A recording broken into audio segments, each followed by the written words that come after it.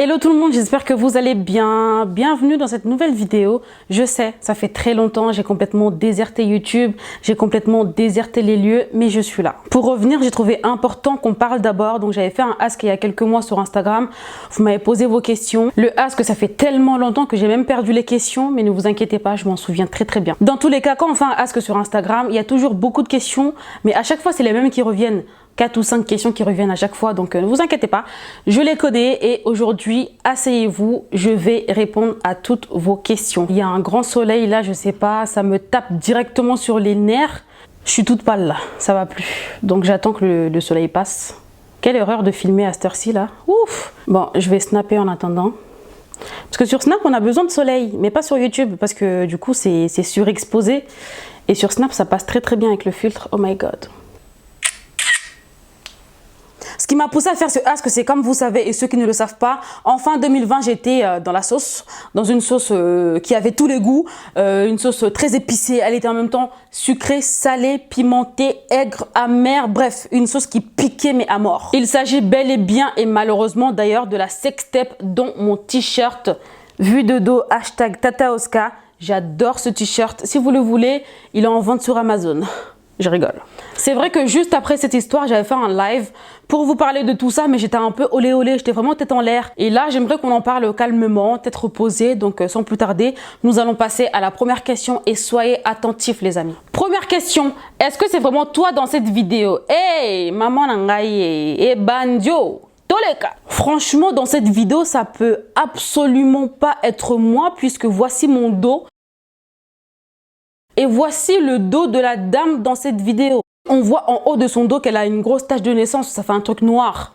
Moi, j'ai pas ça. Regardez son cou. Il est beaucoup plus large et plus petit que le mien. Moi, mon cou, il est plus fin et plus long. Même la racine des cheveux, on voit une très grosse différence. Ensuite, moi, j'ai un gros tatouage sur mon épaule droite.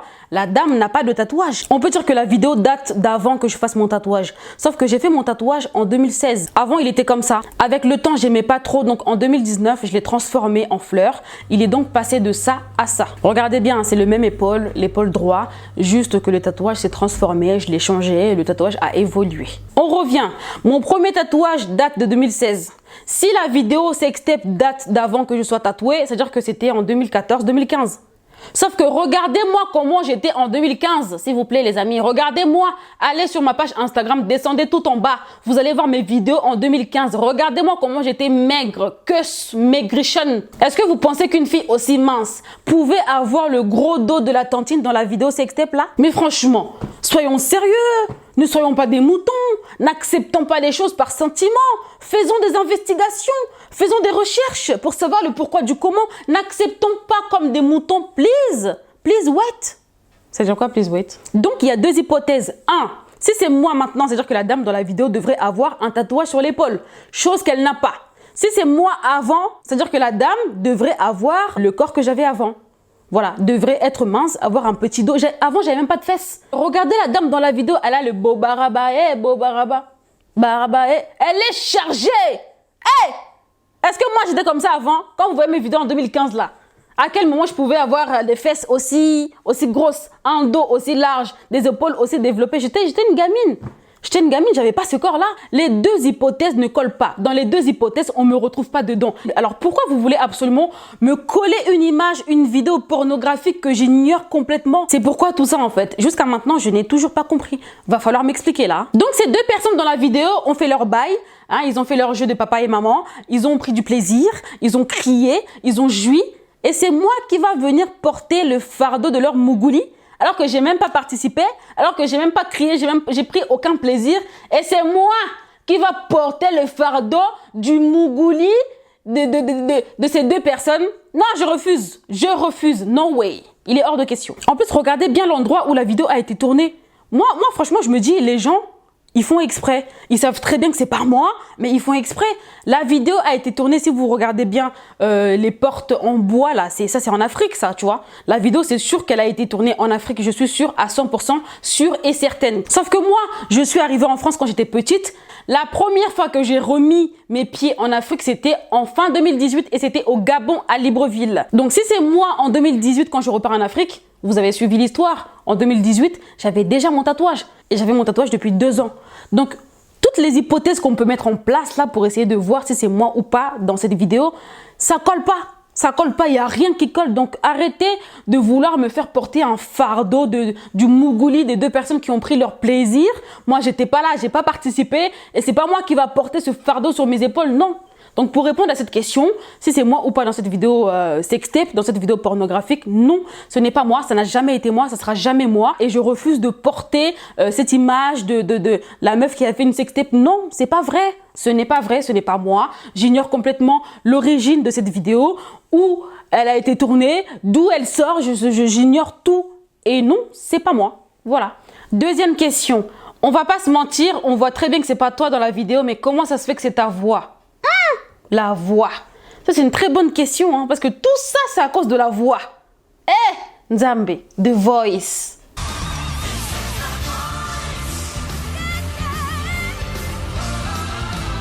Comment ça se fait que c'est ma voix? Alors, rectification, ce n'est pas ma voix. Par contre, c'est une voix qui ressemble à la mienne, et je te l'accorde. Mais je ne sais pas ce qui vous choque, en fait. Les humains se ressemblent. Il y a des corps qui se ressemblent, des visages qui se ressemblent, des physiques qui se ressemblent. Il y a des voix aussi qui se ressemblent. Mais je sais pas, moi. Je sais pas. C'est une voix qui ressemble à la mienne, je sais pas. Ça existe. C'est humain, oui. Ça peut se ressembler, oui. Mais c'est pas ma voix, en tout cas. No way, ce n'est pas ma voix, absolument pas la mienne. Voilà. Question numéro 3. Comment ont réagi tes proches en voyant la vidéo? Mal, très mal. Pas parce qu'ils pensaient que c'était moi, parce que mes proches me connaissent un minimum. Même les yeux fermés, même de loin, sans lunettes de vue, ils savent que cette fille n'est pas Oscar. Mais ils avaient mal pour moi en fait. Ils avaient peur que je tienne pas le coup face à ce bad buzz. En plus, tout le monde, toute ma famille, même au bled, tout le monde a été touché parce qu'il y a même des gens qui ont envoyé la vidéo à mon père qui n'est pas sur les réseaux. Enfin bref, ils avaient un peu peur que je le vive mal. Les appels, les messages, les tags, les lives entêtés sur Twitter, etc. Donc ils avaient vraiment peur que je tienne pas le coup. Mais dans la vie, vous savez, tu peux mentir à tout le monde, sauf à ta conscience. Moi, je n'ai jamais culpabilisé face à ce bad buzz parce que ma conscience était tellement tranquille, pépère. Vous m'avez vu sur les réseaux, je n'ai jamais été atteint, je ne sais pas si on dit atteint ou atteinte pour une fille, bref. Mais en tout cas, si vous voulez, mes proches, ils ont mal réagi parce qu'ils avaient peur que je le vive mal en fait. Et moi aussi, j'étais un petit peu affectée, surtout quand j'ai su que mon père était au courant. Enfin bref, en fait, si vous voulez, mes proches s'inquiétaient pour moi. Moi, je m'inquiétais aussi pour mes proches. Mais ils ont pas mal réagi en voyant la vidéo parce que dès qu'ils ont vu, ils savaient tout de suite que c'était pas moi. Et voilà, ils avaient plutôt peur que je le vive mal. Et Dieu merci, ça n'a pas été le cas et tout va bien. Maintenant, à l'heure d'aujourd'hui, là où je suis un petit peu embêtée, c'est qu'il y a une personne qui continue jusqu'à maintenant à dire que c'est lui et moi dans la vidéo, chose qui n'est pas vraie. Cette personne persiste, ça devient carrément de l'acharnement. Moi, ça m'embête. Et vu que je suis du genre à ne pas lâcher l'affaire, je suis très rancunière. Il faut que la personne sache que tout ce qu'il poste sur internet en disant que oui, c'est elle et moi, machin, nanana, il n'arrête pas de poster. Jusqu'à maintenant, la personne poste encore la vidéo. Il faut que la personne sache que tous ces posts ont été actés et une plainte va être déposée avec mon avocat. Parce que c'est bien beau de faire le con derrière son smartphone pour quelques clics parce que tu veux qu'on te calcule. Moi, je vais te calculer, mais ça sera devant le juge. À cause de l'acharnement médiatique, il y a des gens qui se suicident, il y a des gens qui font des dépressions, etc. Et je sais pas, cette personne me veut quoi? Jusqu'à maintenant, elle n'arrête pas de publier la vidéo en disant que c'est lui et moi. Je pense vraiment que sur Internet, il y a certaines personnes qui méritent correction pour revenir à la réalité. Parce qu'une personne impunie se croit tout permis. Et ça, il faut que ça cesse. C'est vrai qu'on est des personnages publics ou des personnalités publiques, je sais pas comment on dit. Il y a Internet et il y a la vraie vie. Quand tu t'acharnes sur moi, tu m'attaques gratuitement, il faut savoir que je suis humaine. J'ai du sang qui coule dans mes veines, j'ai une famille, peut-être un copain, une belle famille, etc. Donc quand tu m'attaques comme ça là, tu t'attends à quoi? On est des personnalités publiques, etc. Il n'y a pas de souci, mais on a aussi un cœur et vous acharner comme ça gratuitement sur une personne qui vous a rien fait, sur une affaire qui est complètement fausse. Franchement, je dois agir. Et je voulais juste dire à toutes ces personnes qui s'amusent à commenter mes posts vidéos ou photos à chaque fois sur Insta, en écrivant « vue de dos »,« j'ai envie d'entendre ta voix », les trucs de gamin là. Je sais pas si vous pensez que ça me fait mal. Ça me fait alors ni chaud ni froid. Moi-même, je le porte sur moi, vue de dos. Je n'ai absolument rien à foutre. Ma conscience est tellement tranquille que tu peux écrire « j'ai envie d'entendre ta voix » 40 000 fois sur tous mes posts sur Instagram. Wesh, ça augmente juste le nombre de mes commentaires et merci beaucoup. Mais ça m'affecte pas du tout. Donc vous pouvez y aller, écrivez vue de dos, j'ai envie d'entendre ta voix aujourd'hui jusqu'à demain. J'en ai rien à cirer. Question 4. Es-tu célibataire? Ça, c'était la question la plus posée. D'ailleurs, c'est la question qu'on me pose tout le temps sur Instagram. Mais pourquoi vous voulez savoir si je fais des bails ou pas? Avec qui je fais des bails ou pas? Mais moi, je suis vierge, je ne connais pas les hommes. En fait, si vous voulez, la question dépend de la personne qui la pose. Si tu es beau, je te dirais que je suis célibataire. Mais si tu es moche, je dirais que je suis en couple. Je rigole. Plus sérieusement, n'espérez pas vous dire oui, je suis en couple avec un tel. Parce qu'il n'y a pas de sûreté. Et moi, j'ai pas envie de vous présenter un copain. C'est fini. Le lendemain, je reviens avec un autre. C'est fini. Et c'est vous-même qui allez me taxer de « Oh, je suis la tchouin qui change tout le temps de mec ». Donc, tant que je ne suis pas fiancée, mariée et tout, je ne dirais pas que je suis en couple ou que j'ai un copain ou que je sors avec je ne sais pas qui. Le jour où je serai officiellement mariée, je viendrai avec fierté vous présenter mon époux. Tant que ce n'est pas encore fait là, je ne veux pas me prononcer là-dessus. En fait, je ne veux pas répondre parce que si je vous dis que je suis célibataire, je vais attirer les dragueurs. Si je vous dis que je suis en couple, vous allez vouloir savoir avec qui. Et franchement, j'ai pas envie de commencer à m'asseoir devant vous pour expliquer l'histoire de mon couple, dire que machin, alors que c'est un gars qui m'a même pas marié, qui m'a même pas fiancé. Donc c'est pour ça que je vous dis, quand ça sera officiel un jour, je l'espère, quand je serai mariée ou fiancée, je viendrai vous présenter l'homme qui partage ma vie. Mais tant que c'est pas encore fait là, épargnez-moi ces questions. Je suis moi-même devant vous et puis ma vie amoureuse ou ma vie de couple là où je ne sais quoi, ça ne regarde que moi pour l'instant. Attendons le mari. Quand il viendra, vous le verrez, vous lui parlerez, mais pour l'instant, je ne suis pas mariée, j'ai une bague mais qui est complètement factice. Donc pour cette question, I'm sorry, mais il n'y a pas de réponse. D'ailleurs, vous, dites-moi en commentaire, est-ce que vous êtes en couple? Et avec qui? Je veux tout savoir. Question 5. As-tu des enfants? Si oui, combien? Oui, j'ai 3 enfants. J'ai 4 enfants, pardon. Ouh là là. J'ai 3 nièces et un neveu. Voilà. C'est pas des enfants que j'ai accouchés, mais c'est comme mes enfants. Et je les aime de tout mon cœur. D'ailleurs, je vous fais des gros bisous. Je vous aime. Tata vous aime de tout son cœur. Même si on se voit pas souvent, mais je les aime plus que moi. Donc moi-même, je n'ai pas encore fait d'enfants, mais j'en veux 8. Quand je serai mariée, je veux faire 8 enfants. Et je pèse mes mots. Je veux 8 enfants, je veux plein d'enfants partout qui courent, qui crient, qui cassent des assiettes. Moi, je veux ça. Je veux une grande famille nombreuse, une équipe de foot. Je veux 8 enfants. D'ailleurs, en parlant de ça, il faudrait bien que je commence maintenant, 24 ans. Il est où mon mari là? Mais viens me marier qu'on commence à faire les enfants. Oh, j'en ai marre de t'attendre, hein. Dites à mon mari de venir maintenant parce que moi, je veux commencer à faire mes enfants. J'en ai 8 à faire. J'ai pas envie qu'à 40 ans, je sois encore dans les poussettes, etc. Donc, il faut que je commence maintenant. Chaque année, je veux faire un enfant, un enfant, un enfant. Je veux une grande famille. Et c'est même pas négociable. Pourquoi? Parce que je suis la dernière de ma famille. J'ai pas de petite sœur. J'ai pas de petits frères. Moi, je veux plein d'enfants qui vont remplacer justement mes petits frères et sœurs que je n'ai jamais eu en fait. Donc, pour répondre à la question, je n'ai pas encore d'enfants, mais plus tard, j'en veux 8. Question 6.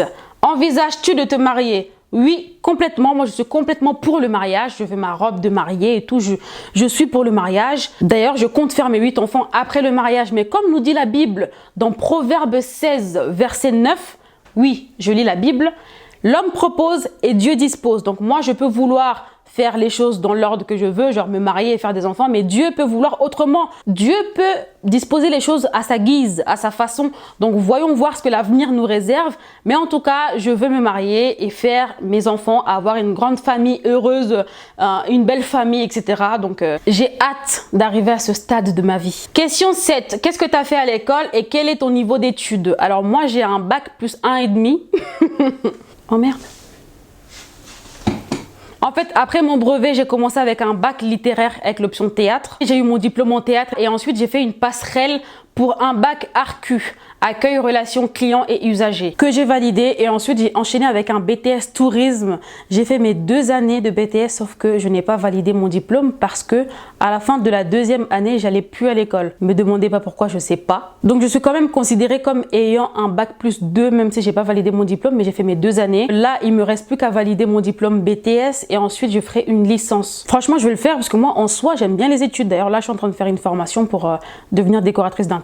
Franchement, j'ai trop hâte. J'aime trop la déco. Pourquoi j'avais arrêté? Parce que les études ne payent pas.